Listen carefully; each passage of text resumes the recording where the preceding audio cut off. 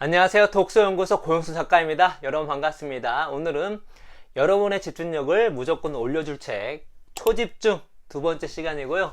오늘 여러분과 나눠볼 이야기의 주제는 우리의 만족감을 오래가지 못하게 하는 4가지 심리적 요인 그리고 대반전에 대해서 한번 이야기를 해보도록 하겠습니다. 우리가 집중하지 못할 때 본짓이 아니라 딴짓을 합니다. 본짓이라고 하는 거는 우리가 원하는 삶을 살기 위해서 하는 행동이고, 딴짓은 그야말로 우리가 원하는 삶을 살지 못하게 하는 행동이죠. 딴짓한다 하잖아요. 우리가 딴짓을 하는 그 이유는 여러 가지가 있지만, 일감으로 우리가 어떤 외부 계기, 주변 환경 이런 것들을 먼저 생각하게 되는 경향이 있습니다. 예를 들어서 스마트폰이 내 손에 있으니까 자꾸 보게 된다. 맞습니다. 사실입니다. 그런데 외부 계기, 환경만 우리가 생각하게 된다면, 다시 말해서 우리가 딴짓을 하게 되는 근본적인 원인을 파헤치지 못하고 주변 것만, 외부만 조종만 한다면 우리는 근본적으로 집중을 할 수 없다고 얘기를 하고 있습니다. 그러니까 내가 집중하지 못하는, 딴짓을 하는 근본적인 원인을 파헤쳐서 그거를 역이용하고 그거를 방어할 필요가 있다고 이 책을 얘기합니다. 그래서 개인적인 이유도 있겠죠. 개인적인 내부 계기를 하거든요. 개인적인 근본적인 이유가 있겠지만, 오늘 여러분께 말씀드리는 건 뭐냐면, 인류 공통, 인간이라면 갖고 있는, 그러니까 우리가 딴짓을 하는 거는 집중을 못하는 것은 무엇이냐면 우리의 만족감이 오래가지 못하기 때문에, 이 못하게 하는 4가지 요인이 우리의 본짓이 아니라 딴짓을 하게 만드는데, 이 4가지는 인류 공통입니다. 때문에 이 4가지를 알면은 거기에 대해서 잘 대처할 수가 있겠죠. 그래서 그럼 오늘은 그 4가지에 대해서 한번 이야기를 해보도록 하겠습니다. 자, 책에서는 만족감이 오래가지 못하게 하는 심리적 요인 4가지 중에 첫 번째를 권태라고 합니다. 권태. 그래서 되게 흥미로운 실험을 한 가지 언급하고 있는데 읽어드릴게요. 실험 참가자들에게 방에 들어가 15분 동안 생각을 하게 했다. 방에 있는 것이라고는 자신에게 따끔거리는 전기 충격을 가할 수 있는 기계장품일 뿐이었다. 누가 그런 걸 써? 하는 생각이 들 것이다. 사전에 참가자들에게 물어봤을 때는 모든 참가자가 돈을 지불하고라도 전기 충격을 피할 용기가 있다고 대답했다. 하지만 텅 빈 방에 충격기와 단둘이 남아 딱히 할 일이 없자 남자는 67%, 여자는 25%가 자신에게 충격을 가했고 여러 번 그러는 사람도 많았다. 우리는 근본적으로 권태, 지루함을 싫어합니다. 그래서 그냥 일반적인 상황, 우리가 일반적인 상황에서 만족할 수 있는 거잖아요. 그런데 우리 인간은 그냥 일반적인 상황, 아무 일도 잘 벌어지지 않는 상황, 이 지루한 상황을 되게 싫어해요. 그래서 전기 충격을 만든 게 맞겠다. 내가 전기 충격을 내 스스로에게 가하면 가겠지, 이 지루함은 버틸 수가 없다 라는 것입니다. 그래서 우리가 만족감을 오래가지 못하고 딴짓을 하게 되는 것이죠. 아마 아이를 키우시면 더 극명하게 그걸 느끼실 텐데, 정말 아이들은 이 권태, 지루함을 정말 극도로 싫어합니다. 그래서 계속해서 놀아줘 무언가를 꼭 해야 돼요. 이게 인간입니다. 자, 두 번째는, 딴짓을 유발한 둘째 요인은, 또 만족감을 오래가지 못하게 한 두 번째 심리 요인은 부정평형입니다. 부정평형은 부정적인 사건이 중립적이거나 긍정적인 사건보다 큰 현저성이 띄면서 더 강력하게 관심을 요구하는 현상을 말한다. 맞죠? 우리 만족감을 오래가지 못하게 하는 이유는 무엇이냐면, 우리가 긍정과 부정적인 사건들과 어떤 이야기와 어떤 생각이 있잖아요. 그럴 때 우리는 긍정보다 부정적으로 더 우리 심리와 마음을 더 쓴다는 거죠. 당연히 만족감이 오래 가기가 힘들겠죠. 그리고 그 부정적인 마음을 갖고 있으니까, 부정 편향이 있다 보니까 또 그것을 피하려고 우리가 뭐를 한다? 딴짓을 한다는 것입니다. 권태를 피하려고 딴짓을 하고, 부정 편향을 피하려고 딴짓을 한다는 것이죠. 세 번째로는 반추, 즉 나쁜 경험을 자꾸 곱씹는 것이다. 자신의 행동이나 타인이 자신에게 한 행동 혹은 자신이 원했지만 갖지 못하는 것에 대한 생각을 끊으려야 끊을 수 없었던 적이 있다면 심리학에서 말하는 반추를 이미 경험해 본 것이다. 그러니까 이거는 부정평형하고 약간 연결이 되어 있는데, 우리가 조금 안 좋은 일이 있다, 또 이불킥을 찰 일이 있다 했을 때 어떤 일이 벌어진다? 그런 것이 내 머릿속에 계속 남는 거죠. 다른 좋은 일이 있고 내가 잘한 행동도 있는데, 내가 한번 못했던 것들이 나를 막 괴롭히는 겁니다. 만족감이 오래 갈 수가 없죠. 그러니까 또 이러한 만족감, 불만족감이 생기니까 이거를 피하려고 딴짓을, 집중하지 못하고 딴짓을 한다는 것입니다. 네 번째가 이제 최고인데, 책에서는 이렇게 얘기합니다. 권태, 부정평형, 반추가 아무리 딴짓을 유발한다 해도 내적 요인만큼은 가혹하지 않다. 무슨 일이 생기건 금세 만족감이 원점으로 돌아가는 현상, 바로 쾌락 적응이다. 그러니까 우리가 만족감이 왔지만 우리는 금방 거기에 적응한다는 거예요. 금방. 그래서 우리가 좋은 일이 금방 사라집니다. 왜? 금방 적응해 버리니까.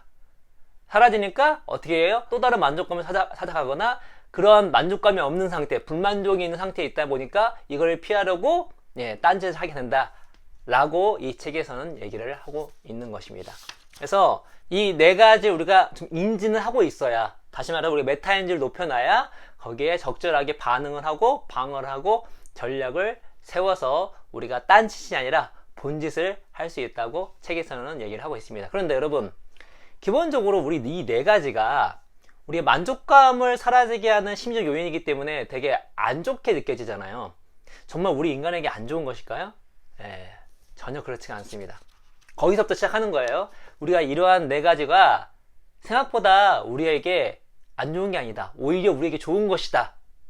그래서 이런 것들이 항상 우리한테 있는 것이 너무 우리가 불만족스럽게 너무 싫어하지 말자. 이거를 우리가 역이용하면 좋다 라고 생각하시면 될 것 같습니다. 책에서 뭐라고 얘기하냐면, 이쯤 되면 구슬픈 트럼본 소리라도 깔려야 하는 것이 아닌가. 인생은 결국 무익한 것인가. 어림없는 소리. 지금까지 살펴본 대로 불만은 선사시대 사람들이 그랬듯 우리가 더 나은 삶을 살고 더 나은 세상을 만들기 위해 활용할 수 있는 타고난 저력이다. 이 네 가지가 오히려 타고난 저력이라고 얘기하고 있는 거예요. 그래서 이렇게 얘기합니다.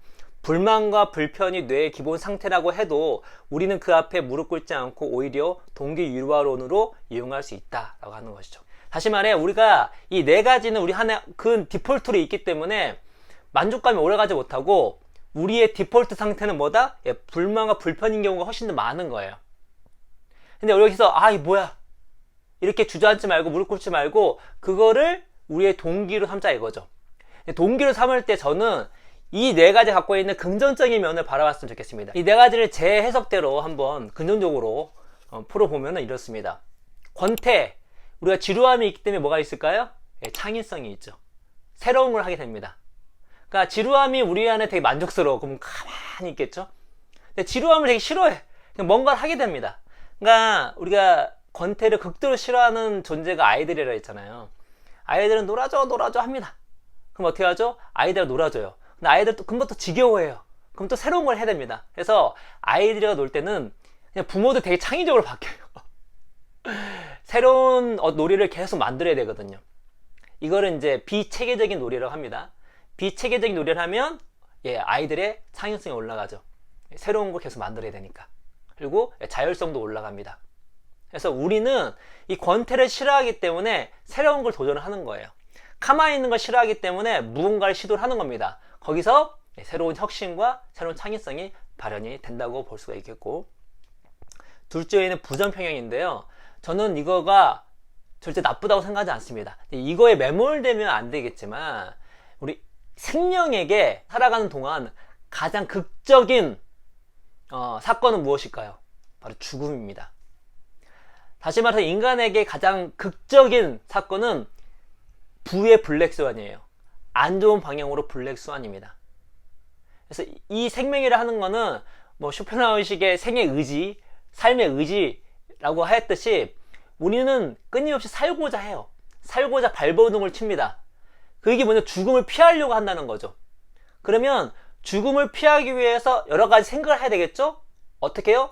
나에게 죽음을 야기하는 부정적인 것들을 항상 생각을 할 수밖에 없습니다. 그러니까 예전 같은 경우에는 우리가 사바나에서 생활했을 때에는 맹수나 그러한 우리를 인간을 공격해서 죽일 수 있는 그런 동물들이 경계를 했겠죠. 왜냐면 내가 좋은 거는 좀 놓쳤어도 뭐 기다릴 수 있고 다음 넥스트도 있지만 죽어버리면 끝이잖아요. 그래서 우리는 기본 베이스가 최악을 생각하는 경향이 있습니다. 우리가 이제 환경적이나 어떤 상황이나 그러니까 요즘 TV에서 힐링 얘기나 혹은 긍정심리학 이런 것이 이제 대세가 되면서 우리가 이런 부정평형의 극단, 최악을 생각하는 경향이 많이 사라졌어요.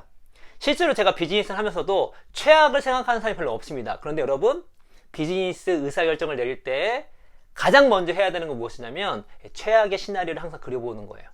그게 안티프레즈라는 행동입니다. 왜냐면 말씀드렸죠? 영업이익을 20억을 낼 걸 10억 냈어. 안타깝죠? 아깝죠? 근데 죽진 않잖아요. 근데 기업이 실수로 망했어. 그럼 끝입니다. 넥스트가 없어요. 물론 이제 기업은 그 다음에 넥스트가 있긴 하죠. 다시 창업하면 되니까. 그러나 그 데미지가 어마어마하죠. 그래서 의사결정을 내릴 때에는 최악의 시나리오를 항상 그리는 게 중요합니다. 그래서 이 부정평형은 우리가 의사결정을 내릴 때 매우 중요한 그 의사결정 프로세스 단계예요. 오히려 내가 여기 부정평형에 매몰되지 않은 상태에서 내가 중요한 의사결정을 내릴 때에는 최악의 시나리오, 최악의 부정적인 편향으로 생각을 한 상태에서 의사결정을 내릴 필요가 있습니다. 그래야지만 장기적으로 우리가 안티프리즈라는 상태를 유지할 수가 있는 거죠. 자, 세 번째는 반추. 저 항상 얘기하죠. 우리 인간에게, 성숙된 인간에게 갖고 있는 가장 중요한 사고는 무엇이냐면 반성적 사고예요. 그러니까 예를 들어서 내가 나쁜 경험으로 매몰되면 안 되지만 내 나쁜 경험을 반추하지 못하는 건 더 나쁩니다. 실수와 나쁜 거를 반복할 것이기 때문에. 그러니까 내가 잘못한 것들을 생각할 줄 알아야, 반성할 줄 알아야 그거를 개선하고 극복해서 내가 성장하고 성숙하게 되는 거죠. 반성하지 않으면, 나에 대해서 반추하지 않으면 어떻게 성장을 할 수 있겠습니까? 그렇죠? 이 반추는 좋은 면도 있는 거예요. 다시 말해서 여기에 매몰되면 안 되지만 이거를 긍정적으로 나에게 적용을 해서 개선해야지. 이불킥하고 맨날 이게 내가 왜 이렇게 이런 행동했지? 나는 뭐 바본가? 이게 아니라 나는 이거를 잘못했으니까 이거를 조금 개선하고 바꾸고 노력해서 더 성장해야지 라고 한다면 이 반추가 정말로 좋은, 우리 인생에 정말로 좋은 심리적 요인이 될 수가 있는 거죠. 마지막으로 쾌락 적응 보죠. 뭐죠? 우리 나쁜 일 당했을 때 쾌락 적응이 없으면 어떻게 되겠습니까? 제가 말씀드린, 우리는 누군가와 다 헤어지게 되어 있습니다. 기본적으로 우리는 부모님과 헤어지죠. 근데 부모님과 헤어졌을 때 오는 그 고통이라고 하는 것은 얼마나 크겠습니까? 그 고통이 대신 적응을 못한다고 생각해 보세요. 우리 살아갈 수 있겠습니까? 그 슬픔을 우리가 적응할 수가 없어요. 그 감정을 적응할 수가 없어요. 그럼 우리가 어떻게 살아갈까? 못 살아납니다. 그러니까 부모님이 돌아가시는 첫날의 그 감정이 평생 간다 생각해 보세요. 살아갈 수가 없죠. 근데 우리 인간은 살아가야 되기 때문에 그렇게 감정에 적응하도록 만들어졌습니다. 그래서 이거는 쾌락 적응이긴 하지만 감정 적응이에요. 쾌락 적응도 나쁘는 게 아닙니다. 여러분, 로또 당첨됐어요, 오늘. 막 가슴이, 아니면 내가 정말 원하는 대학에 합격했어요. 막 가슴이 막 뛰죠. 막 흥분합니다. 이것이 평생 간다 생각해 보세요. 병 걸리죠. 병 걸립니다. 호르몬이 막 분출이 되는데 그걸 어떻게 계속 견뎌요? 가슴이 계속 뛰는데, 심장 박수가 계속 뛰는데 그걸 어떻게 견딥니까? 결국 거기에 적응할 수 있게끔 만들지. 왜? 우리가 그렇게 해야지만 살아갈 수가 있으니까.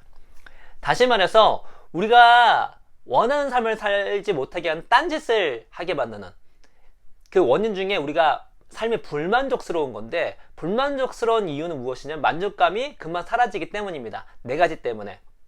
권태, 부정평형, 반추, 그 다음에 쾌락 적응 때문에. 그래서 우리는 디폴트가 불만족인 거예요. 이렇게 생각하는 것이 되게 좋은 사고법입니다. 그렇게 생각해야 너무 내가 나의 만족을 위해서 막 찾아다니지 않아요. 그 찾아다니는 것 중에 뭐가 있죠? 딴짓이 있는 겁니다. 그런데 이런 불만족인 상황, 만족스럽지 못한 상황이 디폴트라고 생각하면서 상황을 바라보고 일해 나가면 우리가 딴짓이나 우리의 불만족을 해소하기 위해서 여러 가지 쓸데없는 행동들을 안 하게 된다는 것이죠. 더 나아가서 우리를 만족스럽게 못하게 하는, 만족감을 오래가지 못하게 하는 이 네 가지 요인들은 오히려 우리가 혁신하고 성장하고 더 잘 살아가는데 필요한 요인들이 되는 거죠. 이런 네 가지를 오히려 역으로 잘 활용하게 되면 여러분 인생에 훨씬 더 도움이 될 거라고 저는 생각이 됩니다. 그래서 이 책에서 얘기했던 것처럼 불만과 불편이 뇌의 기본 상태라고 해도 우리는 그 앞에 무릎 꿇지 않고, 이 네 가지에 무릎 꿇지 않고 오히려 이런 것들을 동기 유발론으로 여러분의 본짓을 해 나가는데, 여러분이 원하는 삶을 살아가는 데에 동기를 삼는 우리 뼈덕지 여러분 됐으면 좋겠다는 말씀을 드리면서 오늘 이야기는 이것으로 마치도록 하겠습니다. 여러분 감사합니다.